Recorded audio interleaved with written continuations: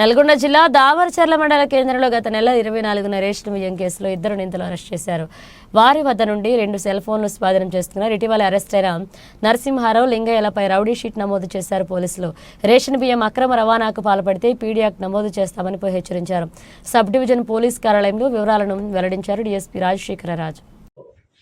మొన్న మనం అరెస్ట్ చేసిన ఇదే కేసులో మందపాటి నరసింహారావు 2016 నుంచి ఈ రోజు వరకు 2024 వరకు మొత్తం 15 కేసులు రిజిస్టర్ అయినాయి నరసింహారావు మీద. దీంట్లో 16, 18, 20, 22, 24 ప్రతి సంవత్సరం కూడా అతని మీద కేసులు రిజిస్టర్ అవుతూ ఉన్నాయి. అతని మీద కొంచెం గట్టి చర్య లేకపోవటం వల్ల అతని 10 సంవత్సరాల నుంచి కూడా ఈ పీడిఎస్ చేసి ఒక డాన్లాగా చెన్నమని అంటున్నారు. సో ఈరోజు అతని మీద రౌడీ షీట్ ఓపెన్ అయింది.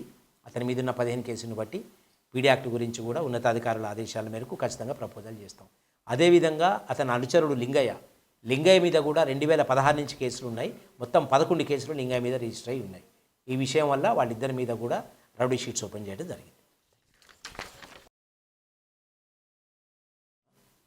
దామెడ్చర్ల దగ్గర ఆంధ్రాకి తీసుకెళ్లేటటువంటి ఒక పీడిఎస్ రైస్ వాహనం బోల్తా పట్టడం, దాంట్లో ఒక మనిషి చనిపోవటం, కొంతమంది వ్యక్తులు అంటే ఈ పీడిఎస్ రైస్ అక్రమంగా రవాణా చేసేవాళ్ళు, దాన్ని దామెడ్చర్లలో సప్లై చేసిన వాళ్ళు, కొంతమంది లేబర్ కలిసి వెహికల్ పడ్డ తర్వాత చనిపోయినటువంటి నాగుల్ మీరా అనేటువంటి వ్యక్తిని ఆ శవాన్ని దాచేపల్లికి తీసుకెళ్ళటం జరిగింది. ఇక్కడ నేరం కనిపించకుండా చేయడానికి దానికి సంబంధించి అదే రోజు మన దగ్గర వాడపల్లి పోలీస్ స్టేషన్లో కేసు రిజిస్టర్ అయింది.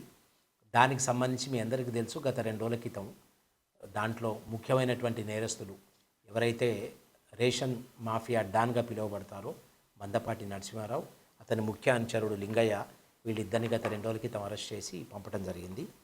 అదేవిధంగా ఇంకొక నరసింహారావు అనుచరుడు దాంట్లో ఈ పీడిఎస్ రైస్ సప్లై చేసినటువంటి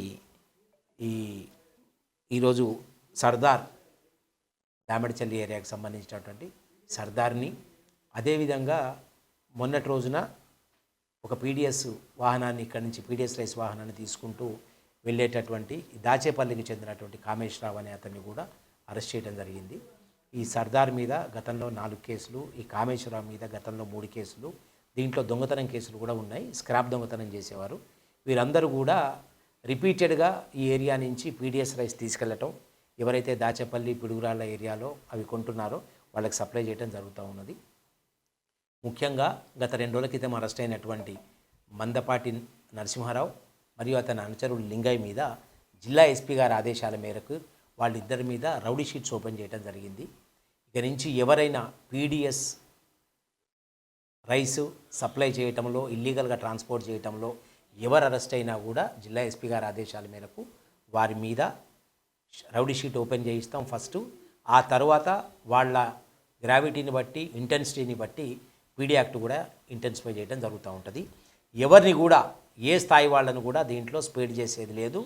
సో ఇది గౌరవ ప్రెస్ ద్వారా అందరికి కూడా హెచ్చరిస్తున్నాం. అందరినీ కూడా ఎవరు కూడా ఈ పీడిఎస్ రైస్ని స్మగుల్ చేయటం కానీ, ట్రాన్స్పోర్ట్ చేయటం కానీ, ఇల్లీగల్గా స్టోర్ చేసుకోవటం కానీ జరగొద్దు.